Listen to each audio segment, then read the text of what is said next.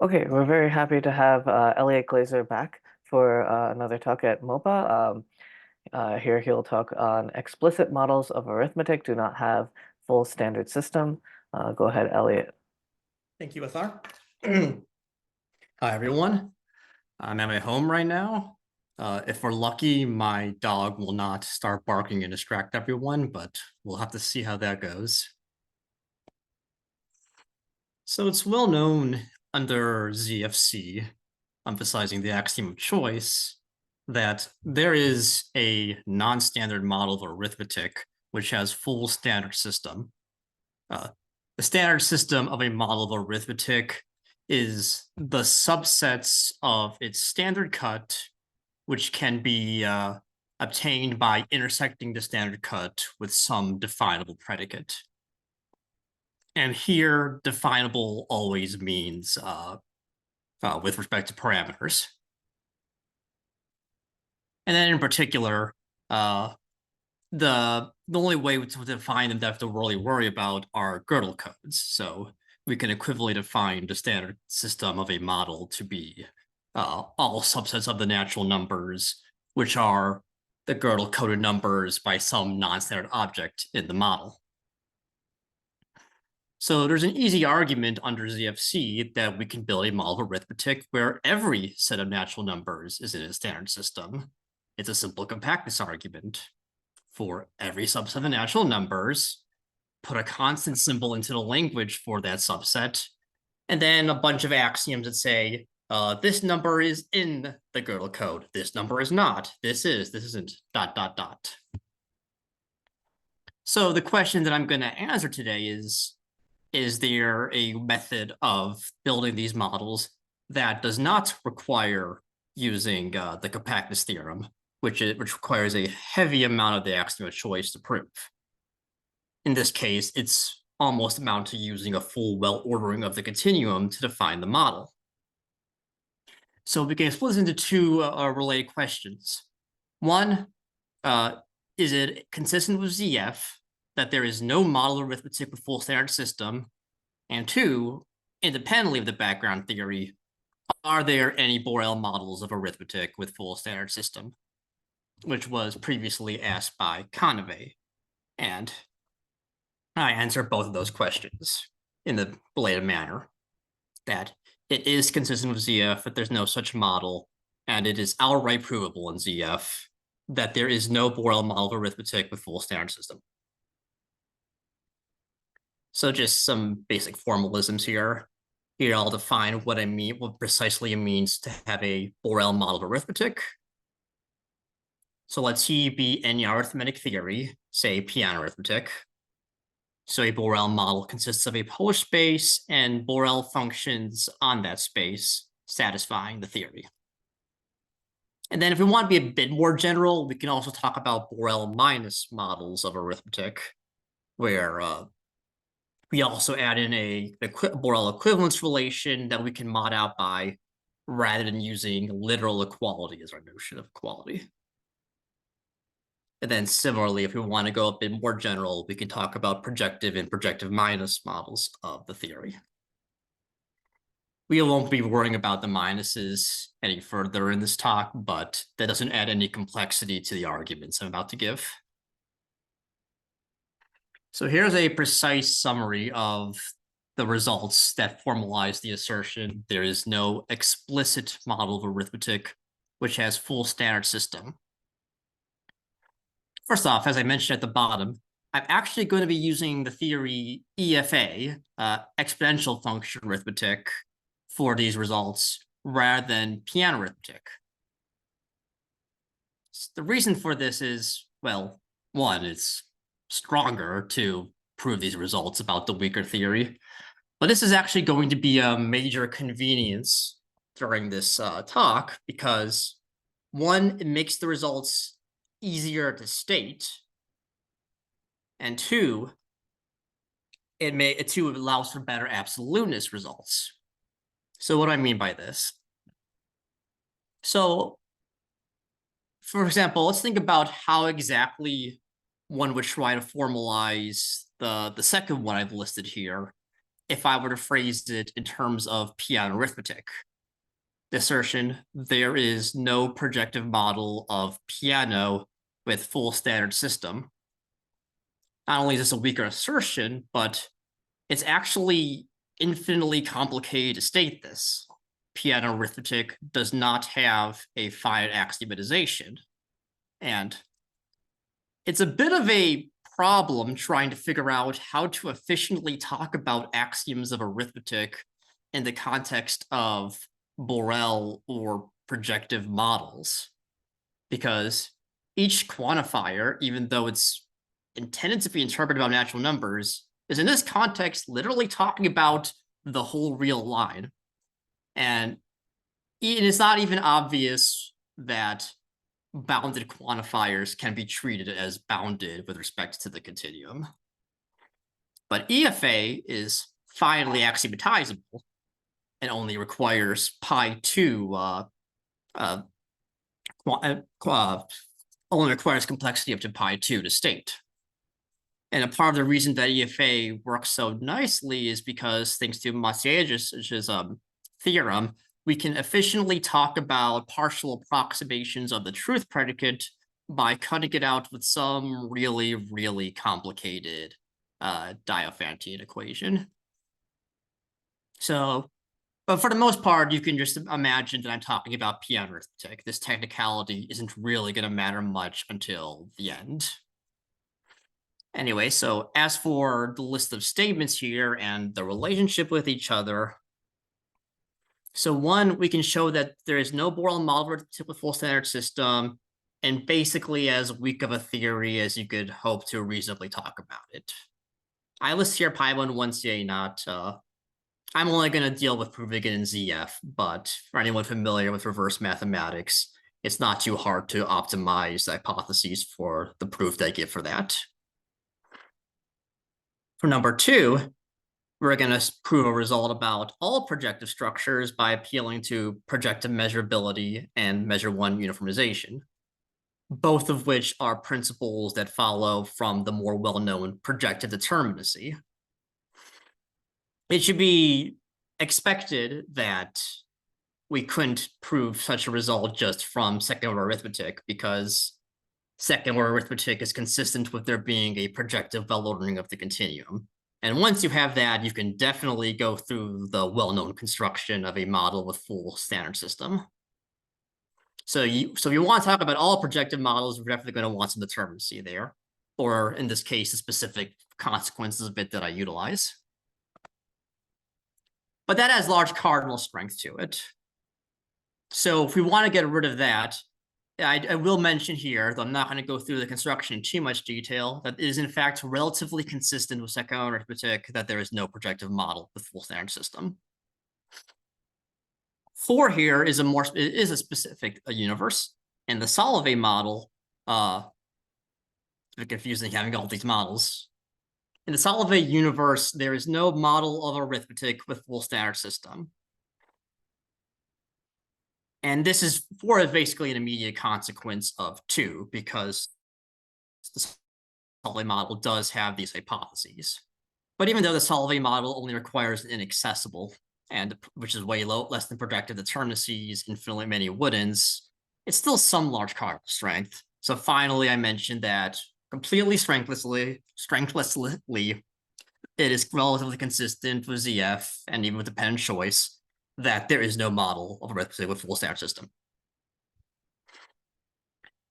So I'll get into how to prove these results, but is everyone following me so far with what the statements are and what I'm going to prove?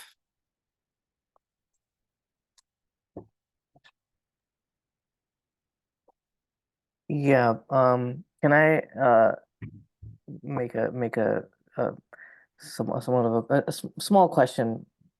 I'm not very familiar with model theory inside choiceless settings.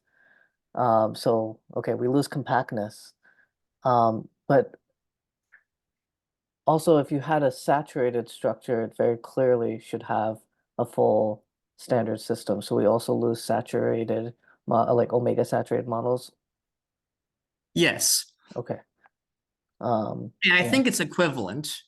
So I don't get Mhm. into this here, but Conaway's question could equivalently be asked: does every, let's say, recursive theory with an infinite model have a Borel omega saturated model?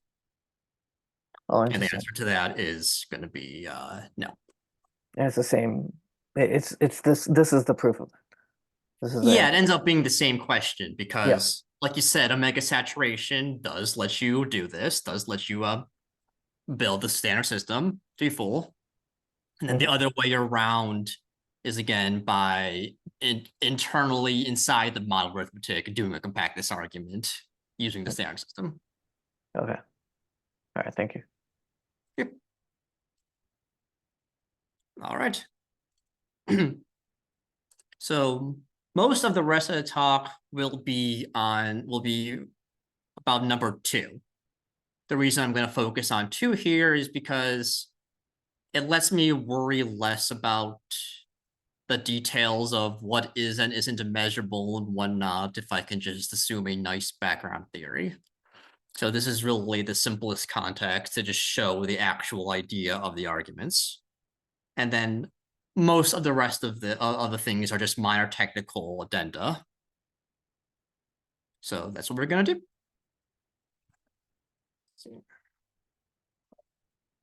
So we are going to assume projective measurability and measure one uniformization, which to be more precise is the assertion that for any function, excuse me, for any relation, any binary relation on the continuum, there is a uniformization, a function defined on a measure one subset of the continuum. The reason I only use this hypothesis rather than full uniformization is because it turns out it's a lot easier to find models with measure one uniformization. Even L of R satisfying determinacy only has measure one uniformization as opposed to full uniformization.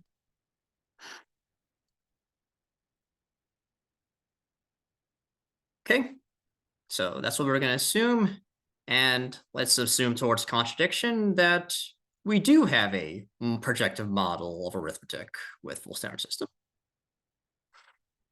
And X will be our measure one subset of the continuum on which we can define codes.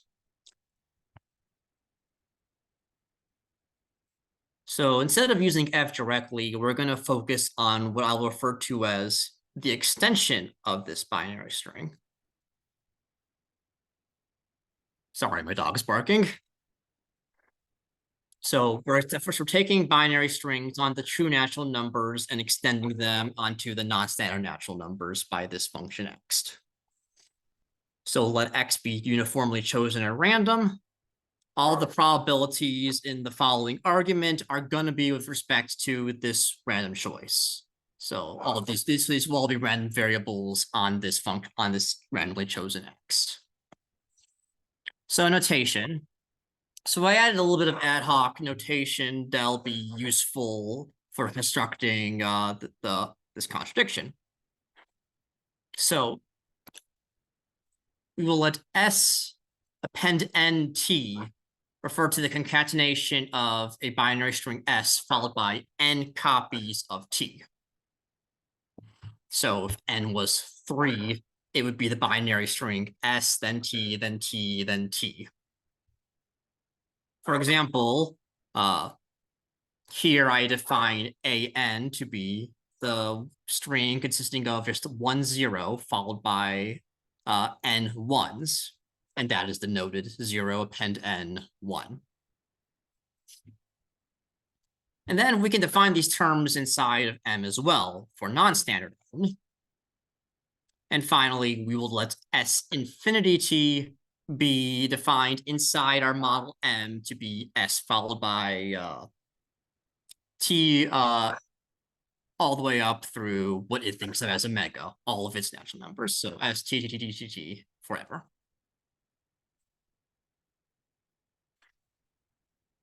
So the fifth thing we wanted to do is what I refer to as an overspill lemma. So for any two strings s and t of positive length and epsilon greater than 0, there is some non-standard n such that with probability greater than 1 minus epsilon, so almost certainly the extension of x plus s omega pen to t agrees with the extension s plus infinity t. So give you a minute to digest that notation. Here, plus is pointwise mod 2 addition. So we have our string x, a string on the true natural numbers. We toggle the first few digits by s, then a toggle by t, then by t, then by t, dot, dot, dot. When you extend that to m, then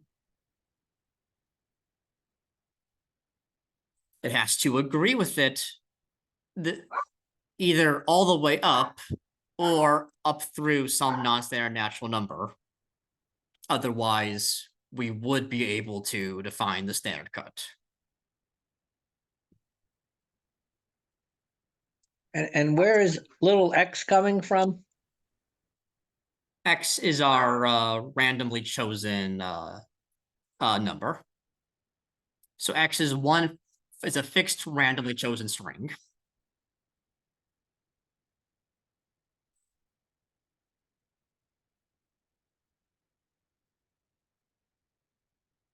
So here's the first thing we wanted to do about this hypothetical model. We're going to show that the non-standard part of the model has countable cofinality downwards. So there's some sequence of non-standard natural numbers that goes below every non-standard natural number. And we will construct this sequence using X. So here we will use un of X to refer to the least number above n, such that the extension of X at this number differs from the extension of X toggled by a sub n. And notice that this is necessarily going to be a non-standard natural number. So again, recall what an is. An is 0 followed by n ones. So within the standard natural numbers, there are no further disagreements after n.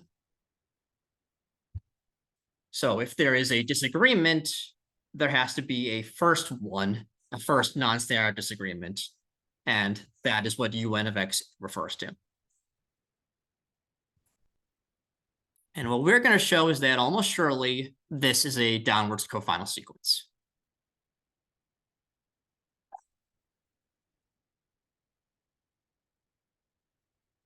Okay, so I have to introduce a little bit more notation. This is unfortunately a rather notationally intense argument. So fix a standard natural number n, fix a probability p less than 1. I and p, I for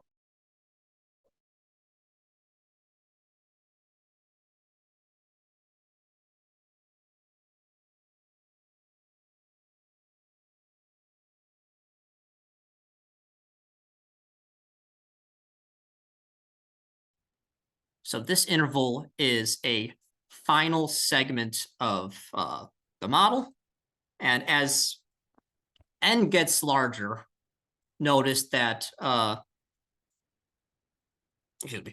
as p gets larger, then this could only get smaller. Furthermore, this final segment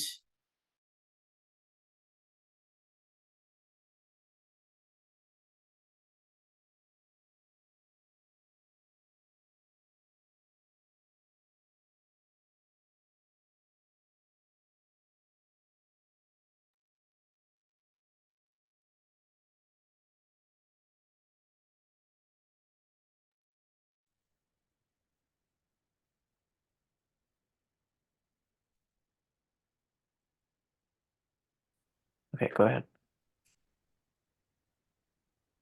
Everyone, sorry about that. Hopefully my internet will behave better for the rest of the talk. So for each probability P, this defines a sequence of proper final segments of the model. And what we're going to show is that, again, for each fixed P, the union of these segments, which I'm referring to here as IP, is precisely the set of all non-standard numbers in the model. Suppose not. Then by overspill again, we have an M below this final segment, a non-standard M below this final segment, such that with probability greater than this expression, there is agreement that the extension of x plus a omega at M equals the extension of x at M plus a sub mx, which in particular is not equal to the extension at M. And this gets very cumbersome to say out loud, so I'll just give you a quick moment to check that this calculation here makes sense.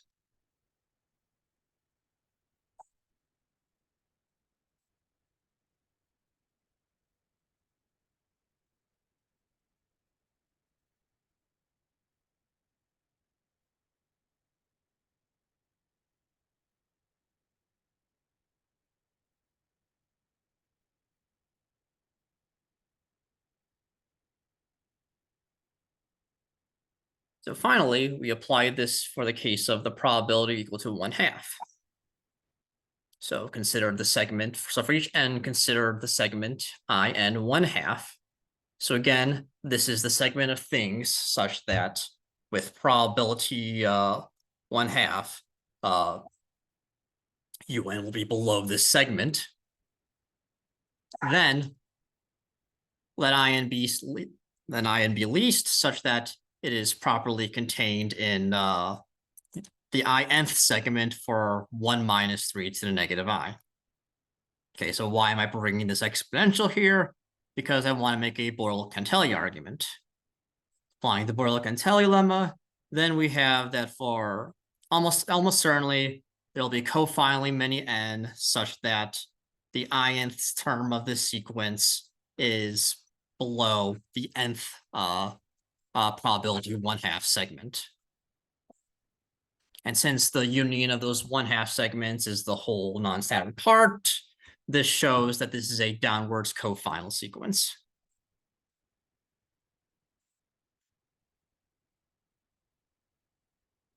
Incidentally, if I added the hypothesis of countable choice, which does hold in most of the models I'm considering, we could actually have skipped this slide. We could have also just generated a downwards cofinal sequence by choosing one point out of these increasingly low segments whose union is the whole non-standard part. But I wanted to avoid that. And instead, we have an explicit, well, not explicit, but a randomly generated such sequence by looking at these discrepancy regions. So finally, we can now set up the contradiction here. So ultimately, like many arguments about non-standard models, we're going to try to use this randomly chosen X to build, to construct the standard cut. That's going to be ultimately our contradiction. So the idea is as follows. So roughly speaking, what we want to do is we have this random binary sequence, and we're going to start making some adjustments to it. So again, recall that each of that an refers to the string of 0 followed by n ones. So we're going to go take our random binary sequence and start toggling its digits first by A1, A1, A1, A1. Then after that, we're going to toggle A2, A2, A2, A2 many times. Then many times toggle do a tile by A3, A3, A3, A3, dot, dot, dot. And we're going to show how, as the model attempts to, in a probabilistically sensible, interpret these togglings, we're actually able to extract from that the standard natural numbers. So how do we make this precise? So we're going to start off by defining these two sequences, the IN sequence and KN sequence, in finite strings S sub n. So we start with S0. That's going to be the empty string. And then for each finite string, we get the next by appending K sub n copies of AN. So n. By the overspill lemma, there is some IN least such that with probability extremely high, then the extension of x plus Sn followed by omega many AN copies agrees with the extension of x plus non-standardly extended by SNs up through 2IN. So this is the depth. So this recursively defines all three of these sequences.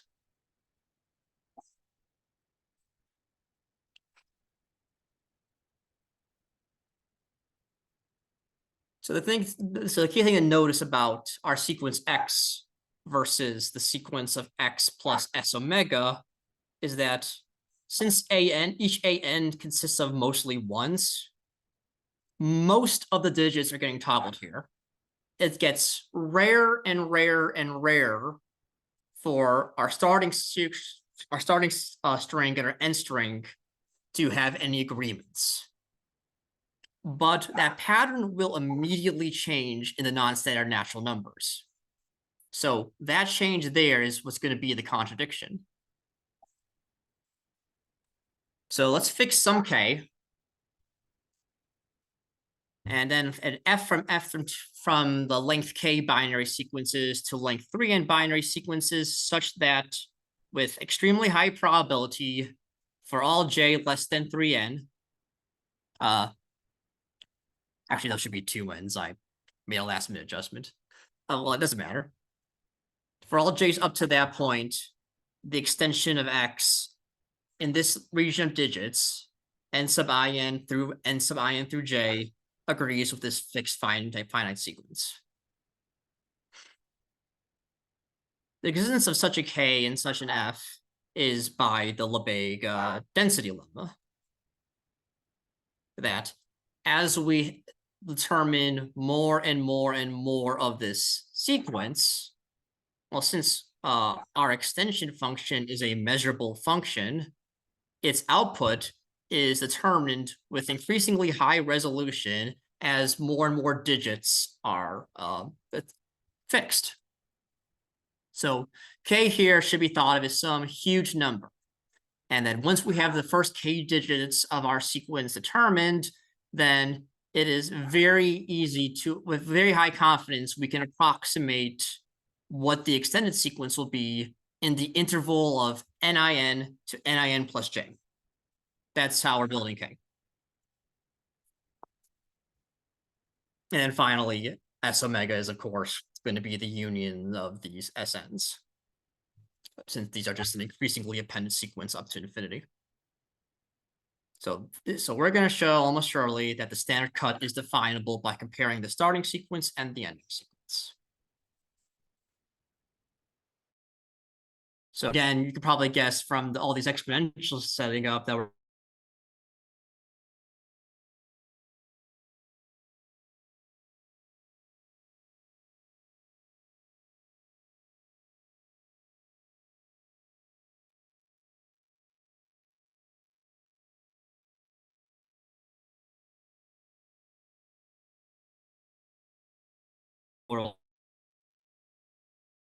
Sn appended by many ANs at n plus j.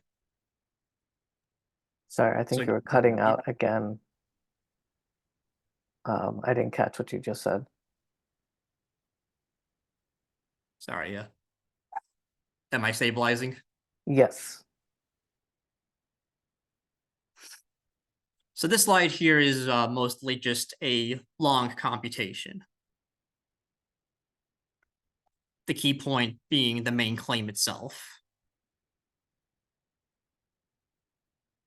That the extension. So the extension of x when toggled by this fixed sequence s omega at each of these digits in this key interval is fully determined by the values of the original sequence at those points. And to get the word this probability estimate is the first, fourth, and fifth inequalities each can only fail with probability of 3 to the negative n. The first one by our definition of capital N, the fourth and the fifth by how we defined the function f. So almost certainly we're able to figure out what the behavior of our sequence is once it's toggled by our string s omega in this fixed region. So now we can carry out the Boyle-Cantelli argument since these were exponentially decreasing probabilities. So for cofinally many n, almost surely it will be the case that the extension of our randomly chosen x when toggled by s omega inside this interval of nin to nin plus j is simply the extension of the original sequence in that region plus this fixed adjustment of Sn toggled by An.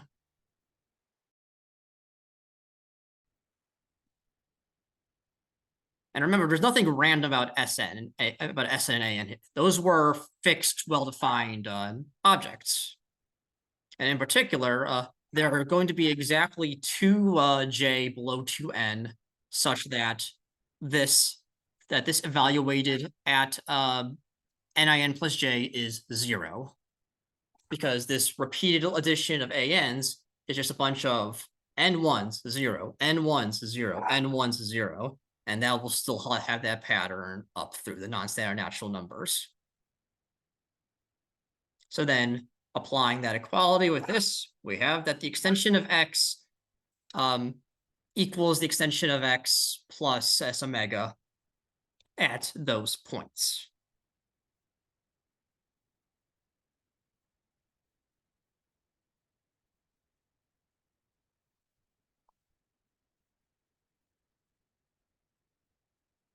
Any questions up to this point? Sorry, this argument really has a lot of notation to digest. I can go back to previous slides if anyone wants to see everything again.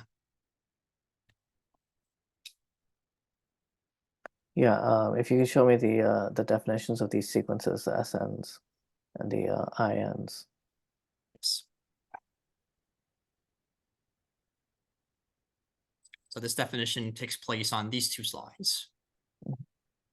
So this slide here goes over the key relation between these 3 sequences. Sn is so Sn is a sequence, is an elongating sequence of strings where it becomes increasingly heavier and heavier in ones.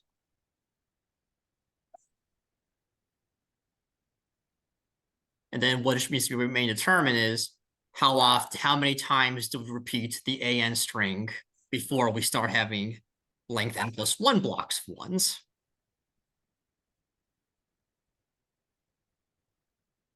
And how is the way we determine Kn? the size is here. But sorry, how is Kn defined?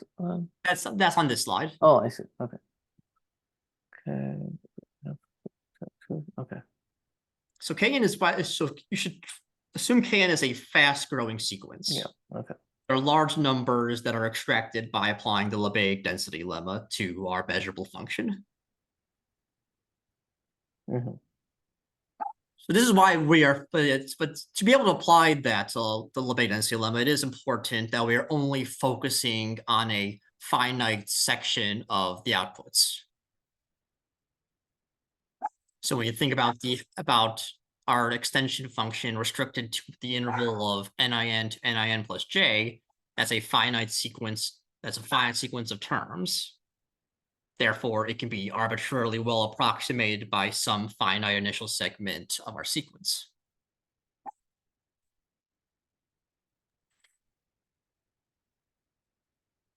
Well, if you follow maybe so far, then thankfully this last part is relatively simple. So this is where we get the contradiction here. So inside the model, we can define a sequence Bn by letting Bn be the nth element of the following set.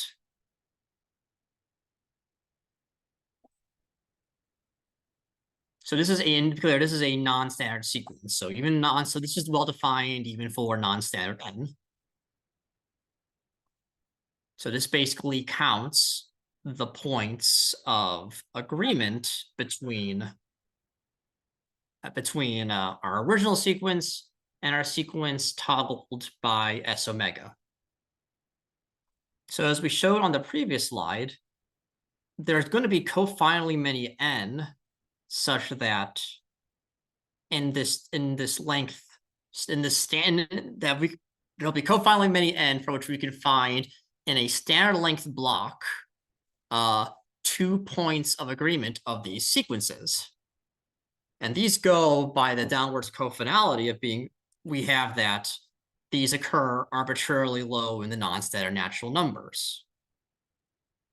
Thus, we have that the standard cut is precisely the elements of M for which, for all k up to n, we have that the previous sequence of discrepancies is no longer than the next sequence of discrepancies.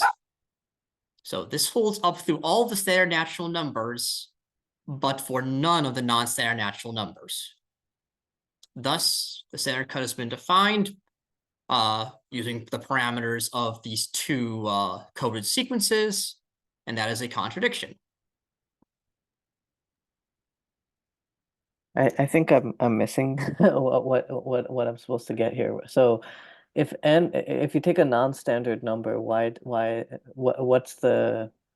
makes this not true? If you have an n is non-standard, what's the k that's going to mess this up? So let's suppose towards contradiction that inside the set I've defined, there is some non-standard natural number. Mm-hmm. So this is that would mean, and notice that the way we define the set is that it is trivially downwards closed. Mm-hmm. So if there's any non-standard natural number, there's a whole initial segment of the non-standard natural numbers. Mm-hmm. So that means that up to that point, it's only been the lengths of the commonalities only get rarer and rarer and rarer. In particular, this would mean that for every natural number inside every non-standard element of B, the next one would have to be non-standardly further.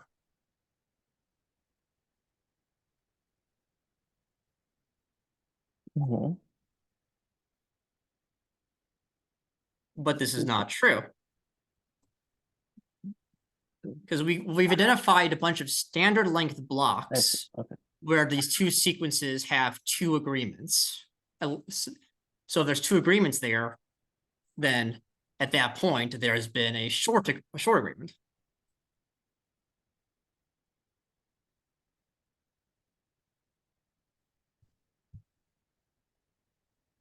And these very close agreements of our two sequences occur arbitrarily low in the non-standard numbers. So you can't find any initial segment of this satisfying this property.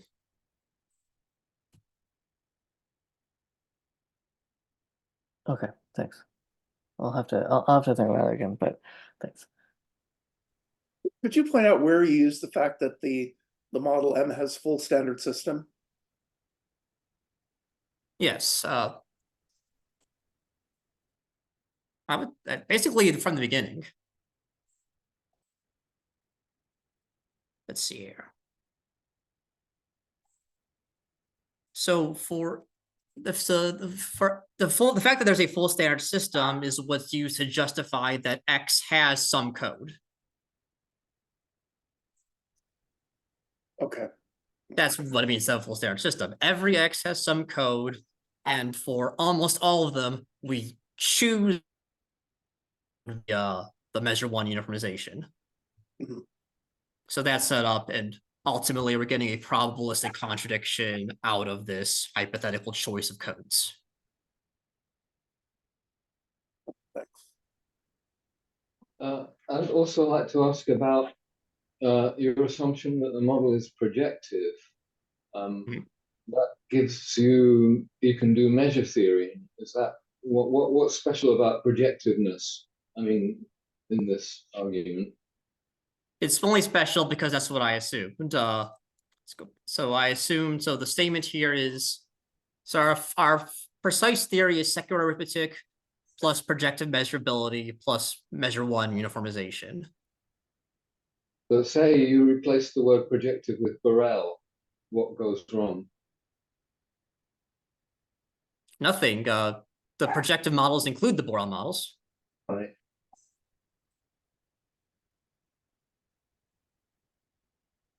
But And to be clear about like, so let's say I have a model that is what? Well, you could then assume Borel measurability. Is that a weaker assumption if you do that? Borel measurability isn't enough. So Yeah. So let's say the model is sigma 1, 5, for example. So let's say we spend 5 quantifiers defining the model. Then I think it takes about extra 2 quantifiers to define all of these other functions from the model. So in the case of Borel models, then everything I have defined is sigma 1, 3, which is not Borel, and it's not a ZFC theorem that every sigma 1, 3 set is measurable. So it's going to take it's a bit more finicky than that to optimize everything. But that's sort of thrown to the background when I just have full projective measurability. Everything I can define reasonably defining out of these definable models will still be automatically measurable under the stronger hypothesis. So that was why I felt this was the easiest version of the theorem to use, to put all those things in the background rather than the forefront.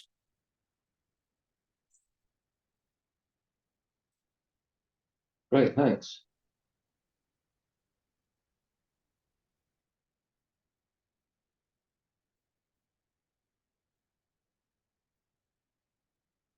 Yeah, anyway, I came up with this argument when I was, so, before getting this result, was partially optimistic that such a Borel model could be built, but I just kept having to keep track of all these increasingly complicated probabilistic entanglements until I eventually realized that it was impossible to get all of the probabilities to line up the way they needed to.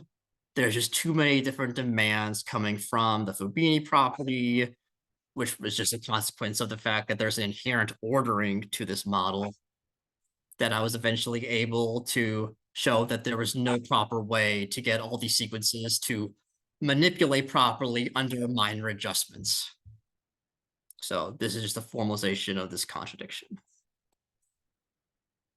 So next up, I'm going to justify my claim that it is relatively consistent with ZF that there is no model whatsoever of arithmetic with the standard system.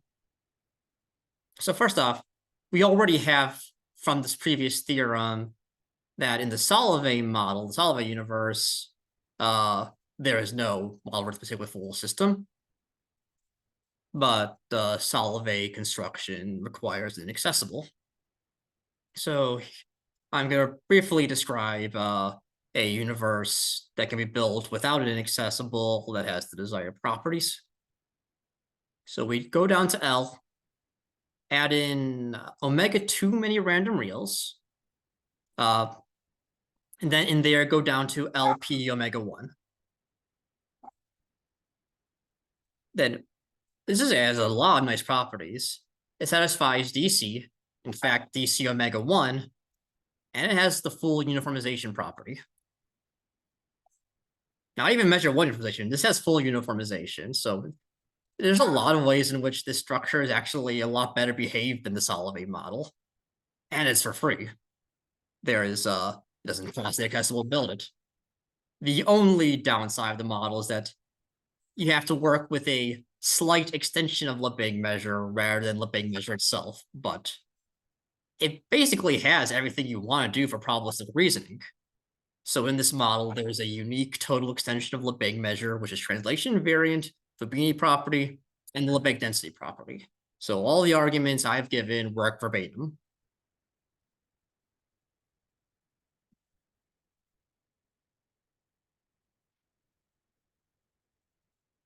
Incidentally, if instead of adding omega 2 many random reals, we only added omega 1 random reals, and then it went down to L of R, then it also holds in that model. It's just that it's slightly less nice to work in this model because it has only DC instead of DC omega 1, and it only has measure 1 uniformization rather than full uniformization. So I enjoy using this larger model. And with some more finicky effort, which I'm not going to go through here, you can similarly get the relative consistency of second-order arithmetic with the claim that there is no projective model with full standard system.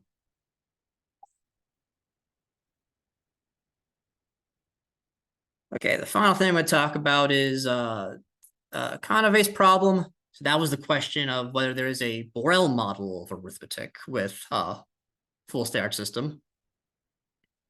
And of course, using the sledgehammer that is projective measurability and measure 1 uniformization, then automatically, yes, all Borel models are projective. But of course, we don't need this sledgehammer. We just have to be more careful if we want to do it directly from ZF. So I will describe how to give a proper ZF proof of this fact. And to be clear, when I say Borel purely in ZF, not even countable choice, I mean Borel codable, not literally Borel. Since there are crazy models of ZF where all sets of reals are Borel. Or I'm not talking about those. So for a contradiction, let's suppose I have some Borel code C for a Borel model of exponential arithmetic with full system. This is a pi12 assertion about the code. And again, this is really where it pays off that I'm using EFA, because again, it takes a lot of effort. So it's a pretty complicated pi12 sentence. So I have to, again, use a bunch of Diophantine equations to approximate truth codes to show that it codes a model of EFA, but it's pi12. And that lets us apply Scheinfeld absoluteness. So we can just go down to L of C, which is a model of GCH, of ZFC plus GCH. So that's a much nicer setting to work in than an arbitrary ZF world. So that's where we're going to get our contradiction.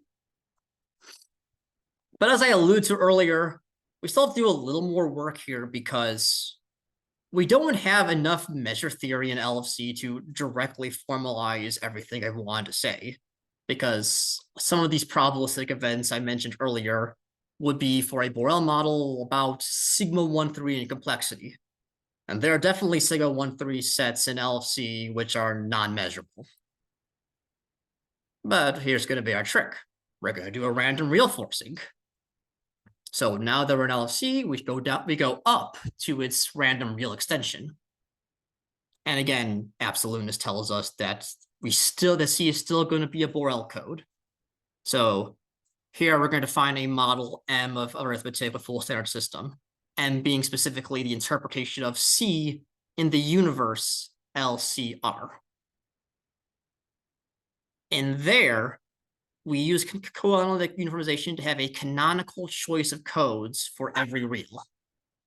And then again, these codes give us this function, this extension function that extends each sequence to a non-standard length sequence. And now the argument essentially goes through verbatim, which again, I have to be careful of what I mean when I say probabilities here. Because again, we actually are working in LFC. LFC var doesn't literally exist. It's an extension of the universe. But that's okay. Everything we want to talk about, the nature of this randomly chosen sequence R, has a Boolean truth value in the ground universe LFC. This is a Borel set of reals inside LFC with a Lebesgue measure. So all probabilities that I mentioned before can be made sense of here as being the measure of the relevant Boolean truth value. And in particular, the argument culminates with us showing that with probability 1, our model M is a model of arithmetic, which defines a standard cut contradiction.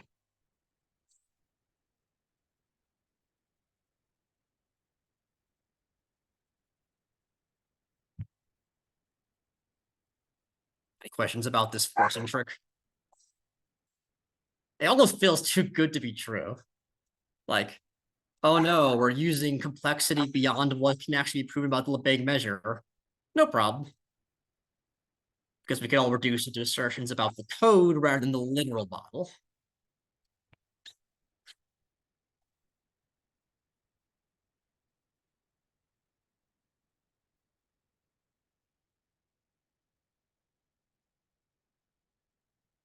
You hear my dog?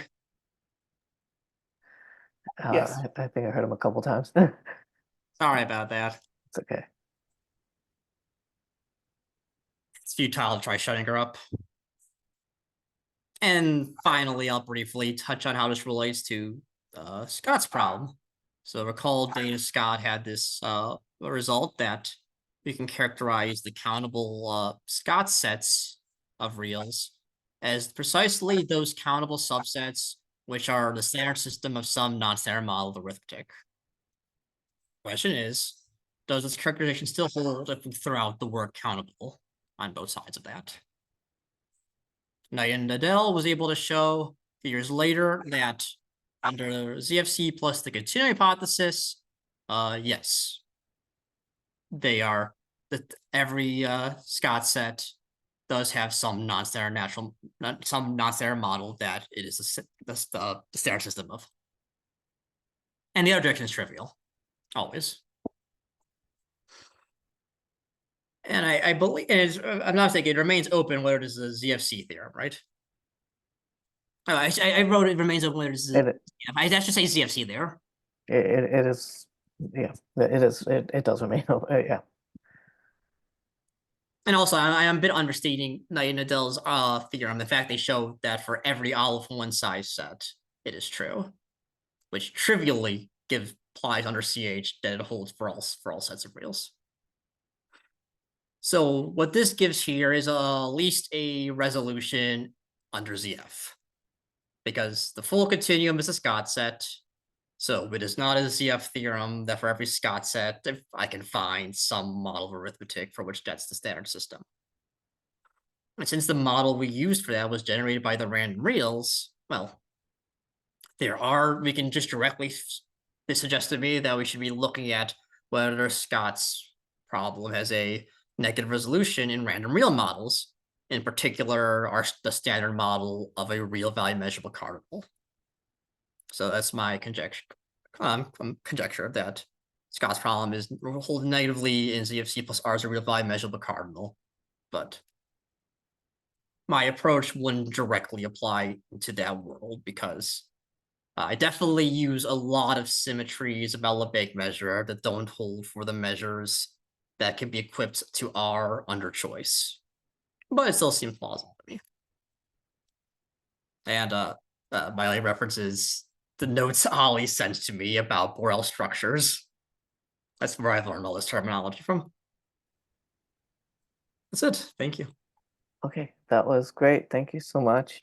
So let's all thank our speaker. We asked several questions during the talk, so I'll continue. Sure. If there are any more questions. First I'll just ask, do you have is there a preprint of this or somewhere that of this argument written up somewhere that we can disseminate, or at least that I can look at? I will have a preprint out in probably a couple weeks. Okay. It's the argument is pretty fully contained in these slides, which Mhm. I can send to you, I guess. Yes. Yeah. If you could send me the slides, that would be great. Okay. Other It questions? really is an argument that that feels like it's much better to slowly digest in your time than be lectured about it. It's very hard to convey. Like the intuition is way simpler than this mounted notation Mhm. suggests. Ken, go ahead. No, just to say that that measure you talked about, where you add a lot of random reals to L, and you get this measure that extends Lebesgue measure. It's translation invariant, but it's not. I mean, that was Bob Solovay discovered that when he was, developing random reals and trying to solve the measure problem. But he was crestfallen when he realized it wasn't Lebesgue measure. And of course, the mathematics forced his hand. He had to go on and introduce the inaccessible cardinal. That's all true. Yeah, this model is older than the Solovay model. Right. Right. That's great. And like I said, I generally prefer working in this model to the Solovay model. It's just that it's harder to explain this model to non-set theorists because it has all of one involved. Mhm.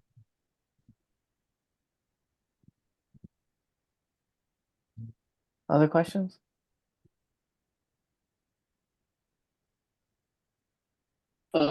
Yes.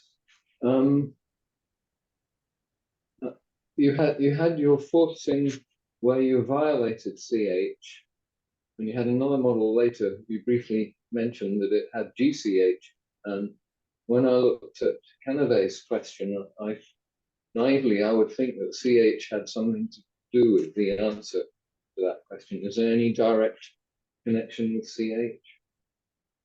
Which slide are you referring to? This one? Well, first of all, Canave's question, but also your forcing extension where you added omega-2 reals, so you're violating CH there.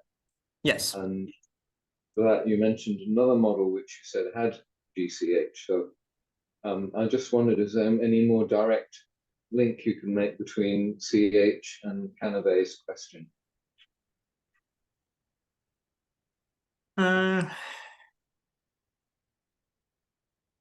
But the thing is, like I said, we actually have to violate CH here because there is a model that just comes from only omega-1 random reals, and then going down to L of R, in which this also works. It just has a lot of less nice properties.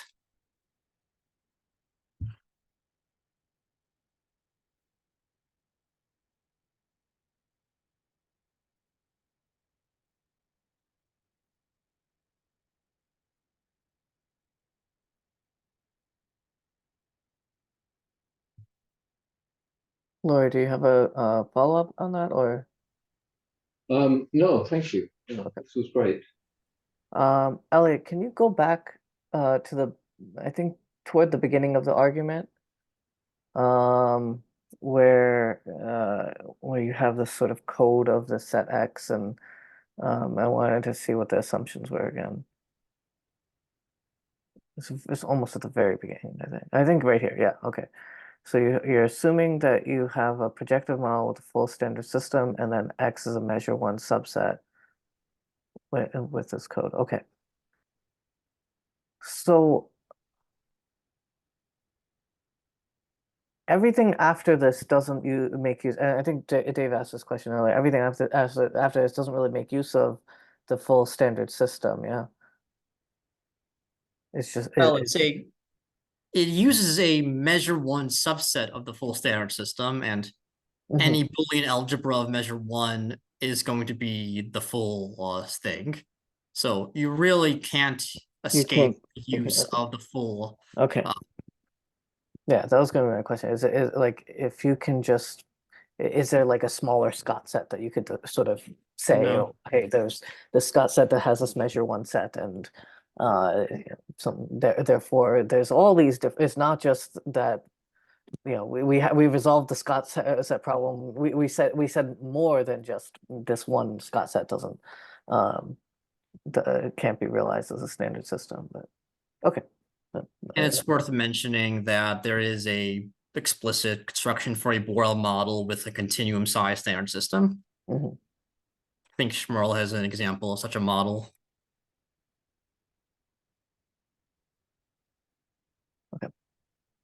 Any other questions before we wrap up? Okay, thank you again, Elliot. And I'll stop the recording here. I'll quickly mention next week Piotr Gruza from Warsaw will be speaking, and just pay attention to the emails from Vika in order to sort of see the title and abstract once we have it. So thanks again, Elliot.